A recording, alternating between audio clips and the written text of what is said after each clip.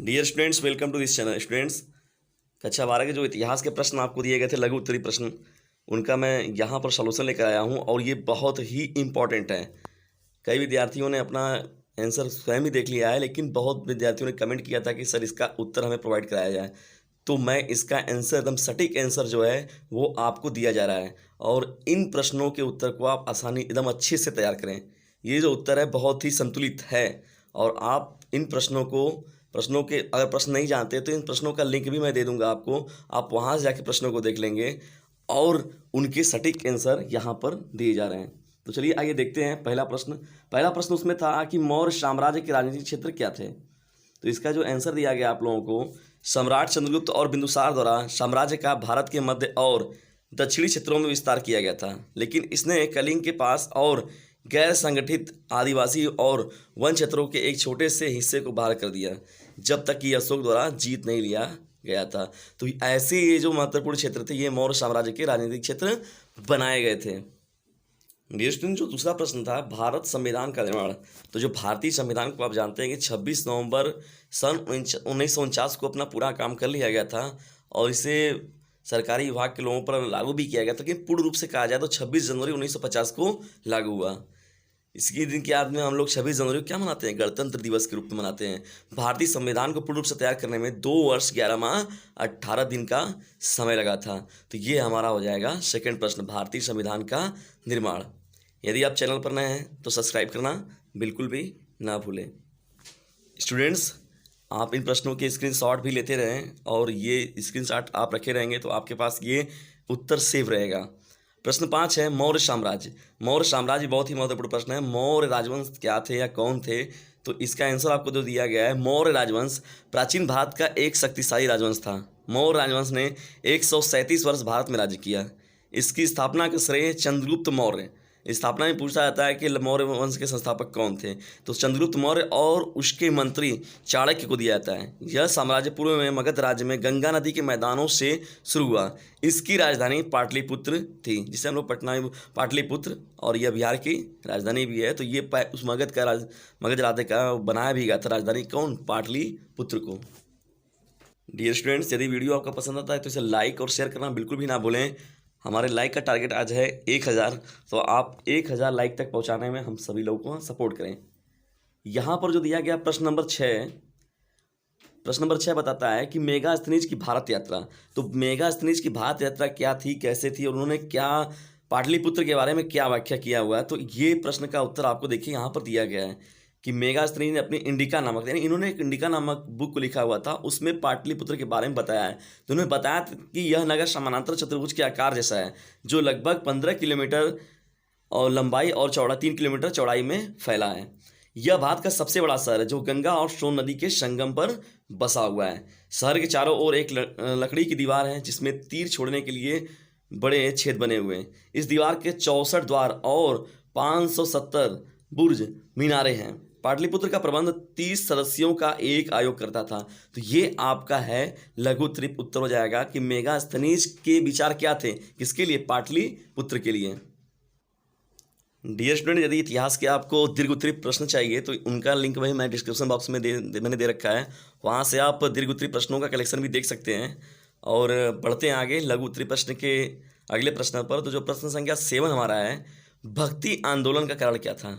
तो भक्ति आंदोलन के कारण में मुख्य रूप से आपको यहाँ पर 4 कारण दिखाए गए हैं। पहला जो कारण है, मुस्लिम शासकों के बर्बर शासन ने कुंठित एवं उनके अत्याचारों से त्रस्त हिंदू जनता ने ईश्वर की शरण में अपने को अधिक सुरक्षित महसूस कर भक्ति मार्ग का सहारा लिया।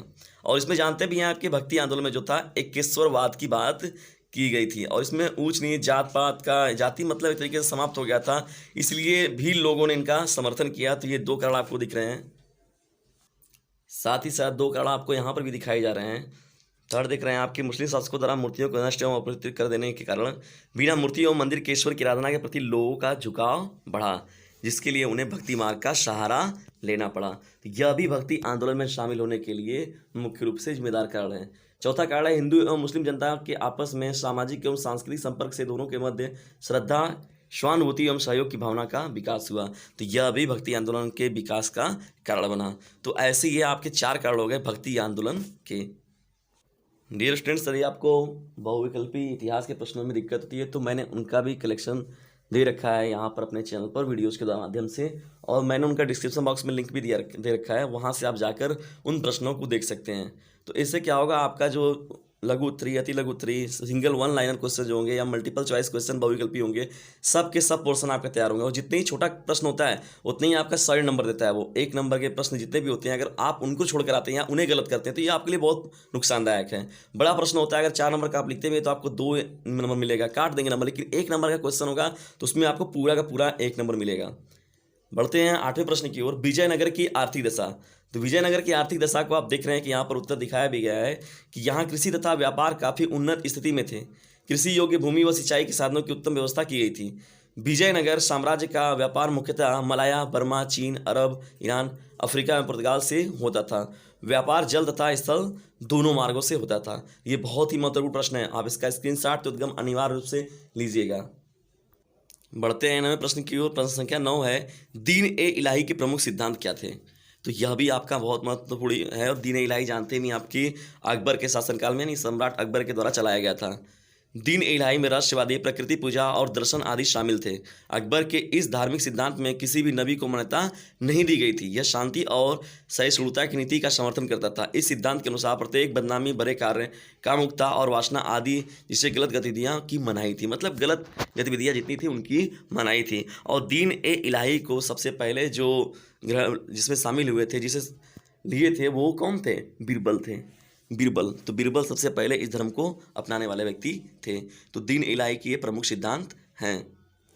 डियर स्टूडेंट्स, नागरिक शास्त्र के लघु उत्तरीय प्रश्नों का मैंने उत्तर आप लोगों को अवेलेबल करा दिया है। जो विद्यार्थी अभी नहीं देख पाए हैं, आप जाकर डिस्क्रिप्शन बॉक्स में देख सकते हैं, मैंने वहाँ पर लिंक दिया हुआ है।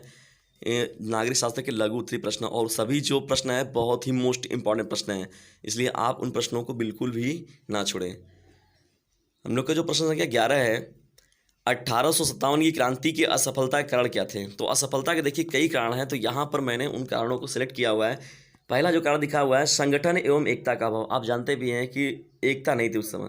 दूसरी बात हो गई नेतृत्व का अभाव। नेतृत्व का मतलब कोई मेन नेता को नहीं सामने लाया गया, लोग अपने अपने तरीके से जहाँ पर थे वो शुरू कर दिए। थर्ड जो है परंपरावादी हथियार। परंपरावादी हथियार का मतलब कोई हाथ चाकू से, कोई तलवार से, तो इस प्रकार परंपरावादी हथियार मतलब एक तरीके से यहाँ पर देखा जाए अंग्रेज दो बंदूक हथियार बड़े बड़े तोपखानों से परिचित थे, मगर यहाँ पर हम लोग की जो थी परंपरावादी हथियार से ही लोग परिचित थे। चौथा हो गया सामंतवादी स्वरूप। पांचवा हो गया बहादुर शाह द्वितीय की अनभिज्ञता।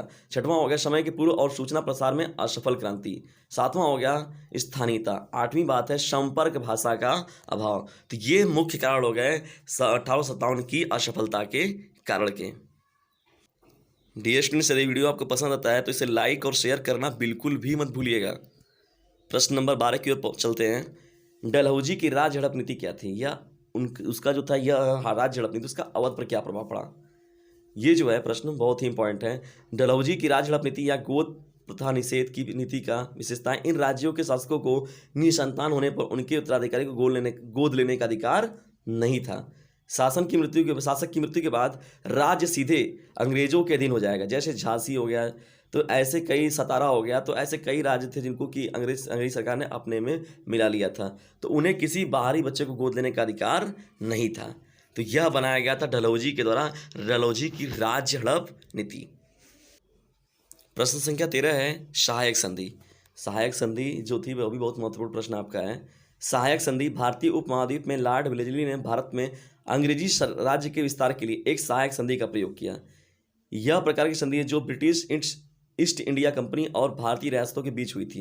मतलब ये जो संधि है वो ब्रिटिश ईस्ट इंडिया और साथ ही साथ भारतीय रियासतों के बीच हुई थी।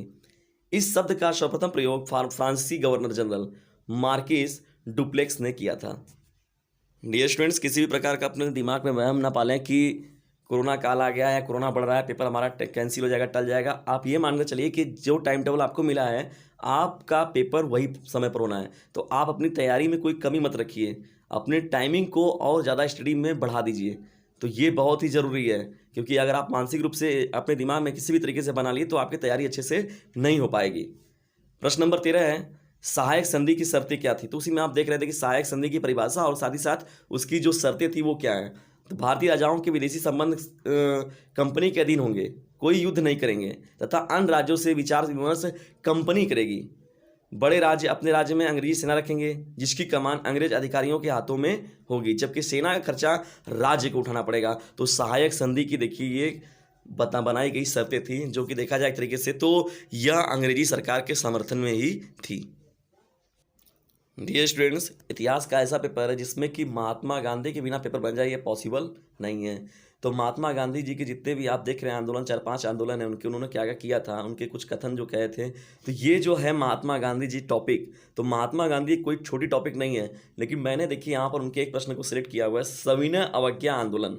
सविनय अवज्ञा आंदोलन हो गया, असहयोग आंदोलन हो गया, चंपारण आंदोलन हो गया, तो ऐसे जितने भी उनके मुख्य मुख्य आंदोलन हैं, या दांडी मार्च हो गया, तो यहाँ पर मैंने सविनय अवज्ञा आंदोलन का लिया हुआ है। आप देख रहे हैं कि सविनय अवज्ञा आंदोलन की शुरुआत कब हुई थी, तो इसकी शुरुआत का श्रेय सबसे पहले जो जाता है वो दांडी मार्च से जाता है। 12 मार्च से लेकर 6 अप्रैल तक जो किया गया था 24 दिन का यात्रा, उसमें 78 लोगों के साथ, तो 241 मील चलकर, तो यहाँ पर नमक बनाकर नमक कानून को तोड़ा गया था। तो एक तरीके से देखा जाए तो सरकार की आज्ञा का अवज्ञा हो गया, मतलब एक तरीके से होता है कि आज्ञा को ना मानना ही अवज्ञा होता है। तो बनाया जब गया तो इसी के विरोध में ये आंदोलन मतलब चलाया गया, तो नमक बना दिया गया। तो उस समय किसी के द्वारा नमक बनाना गैर कानूनी बात थी, तो इस तरीके से उन्होंने बनाया और वहीं पर से सविनय अवज्ञा आंदोलन का पूरे देश में प्रसार होना प्रारंभ हो गया। तो ये आपके हो जाएंगे सविनय अवज्ञा आंदोलन का प्रसार कैसे हुआ, कहाँ से हुआ, उस प्रश्न का उत्तर। आप इसका स्क्रीनशॉट ज़रूर लें। डियर स्टूडेंट्स, यदि आपको और भी किसी विषय में किसी भी पेपर का या और भी कोई टॉपिक आपको परेशान कर रही है, तो आप उसके बारे में हमें डिस्क्रिप्शन बॉक्स में ज़रूर बताएं, ताकि हम आपके लिए उन प्रश्नों के वीडियोस दे सकें। आइए देखते हैं अगले प्रश्न को। प्रश्न संख्या 15 जो है, भारत छोड़ो आंदोलन का कारण क्या था। तो भारत छोड़ो आंदोलन के भी कई कारण हैं, जिसमें कि मैंने मुख्य 4 जो आपके मोस्ट इंपॉर्टेंट हैं उनको यहाँ पर सिलेक्ट किया हुआ है। पहला जो आपका कारण हो जाएगा आंदोलन का तात्कालिक कारण, देखिए क्रिप्स मिशन। तो क्रिप्स मिशन जिसे कि महात्मा गांधी जी ने पोस्ट डेटेड चेक भी कहा था, रद्दी कागज के रूप में कहा था, तो इसके विरोध में भी देखिए शुरू किया गया क्या, भारत छोड़ो आंदोलन। और इसी के बाद महात्मा गांधी जी ने नारा दिया था करो या मरो का, सन 1942 की यह घटना है। सेकंड आपका दिया गया, द्वितीय विश्व युद्ध में भारत का ब्रिटिश को बिना शर्त समर्थन करने की मंशा को भारतीय राष्ट्रीय कांग्रेस द्वारा सही से न समझा जाना, क्योंकि उस समय जो युद्ध हो रहा था उसमें भारतीयों को युद्ध लड़ने के लिए ले जाया जाता था। थर्ड प्रश्न है, ब्रिटिश विरोधी भावना तथा पूर्ण स्वतंत्रता की मांग ने भारतीय जनता के बीच लोकप्रियता हासिल कर ली थी। चौथा है, द्वितीय विश्व युद्ध के परिणाम स्वरूप अर्थव्यवस्था की स्थिति काफ़ी खराब हो गई थी, क्योंकि बहुत सी चीज़ें यहाँ से ब्रिटेन लेकर जाता था, कहाँ पर, अपने युद्ध में लड़ाई के लिए यूज करता था, तो इसलिए यहाँ की धीरे धीरे अर्थव्यवस्था भी खराब होती चली गई। तो ये आपके हो गए मोस्ट इंपॉर्टेंट कारण, किसके लिए, भारत छोड़ो आंदोलन के लिए। डियर स्टूडेंट्स, प्रश्न संख्या 16 है, गांधी इरविन समझौता क्या था। तो गांधी इरविन समझौता जो है वो भी बहुत ही महत्वपूर्ण हेडिंग है।